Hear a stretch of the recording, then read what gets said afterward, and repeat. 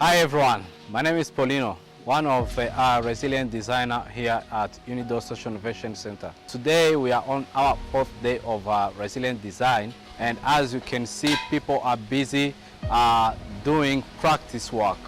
One of the things that has moved the participants is to know how best we can prepare our soil.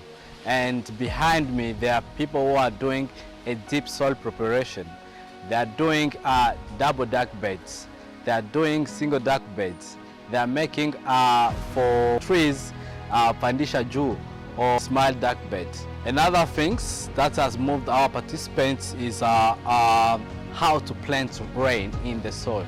And this has been one of kind of a miracle here at Unidos and the whole Nakivale for our participants on how we can capture rainwater into our gardens. And through different design that we have been able to demonstrate, so people now are being able to make bio soils that can capture water and bank it in our soil.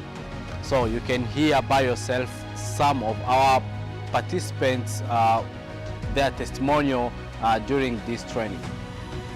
My name is Nakivale Susan, and I am here at Unidos, and there is a training that is going on right now. We have learned so many things within this training. Our training title, it is Permagarden Resilience Design Training. We have learned how to observe first and plan and do action. We learn how to improve our soil fertility. We learn how to catch up the water, and we learn how to store a water, to harvest a water in our gardens so that it can improve the yields of our crops in the garden. We know how to reduce the soil erosion, because before we leave our garden to be naked like that, but when the heavy rain comes, it sweeps everything and the land becomes unfertile. They are giving us the model method of farming so that we can chase the hungers within Nakivale. We have learned land transformation. That is how to measure your land first, see where the sunshine comes from and where it goes, see where the wind comes from and where it goes, and see a lot of water, that where it comes from and where it goes. They gave us an example of a baby. To make that baby grow, he or she needs so many things, that is air, water, food and care. So same to us, our garden, they need water, food, like everything for it to grow. Kwenye mimi nimekuwa focused sana ni juu ya mapping, sababu shitu kwa katu tunakweyaka tu tunaingia mshamba, njaki tu ni shamba yako, unalima kama kawaida bila kufanya map. Lakini saizi tumejifunza kama map ndio faktere ya kwanza ya resita kulima. Zaidi ya map aussi nimejifunza kitu kingine juu ya water management na soil regeneration. Juu wakati ile ma techniques zote tatu zinakutanana, lazima resulta ya mzuri tuipate. According to the training I have went through, I have got new skills of making a palm garden.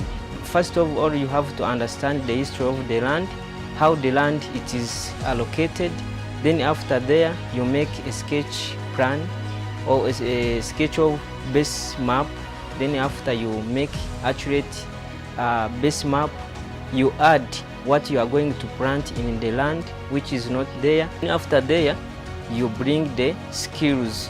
Which skills? You need to use the resources that is around there, like green leaves, dry leaves.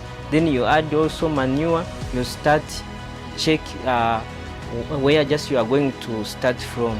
When just you are going to implement it, there is some tools that you use, like A-frame.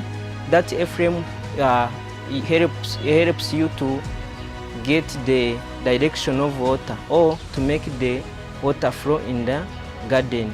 Also there is other type of beds, which there is single bed and double bed. So all those helps us to plant our seeds. Sitakosa kushukuru Unidos Now and Tomorrow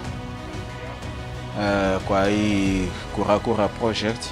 And I appreciate them, the way how they are teaching, they are kind. I appreciate of getting this knowledge from Unidos and Now and Tomorrow. Then after there, as Isanja coordinator, I'm going to implement it from the theory I have got from the training. Then I make a practical in my garden.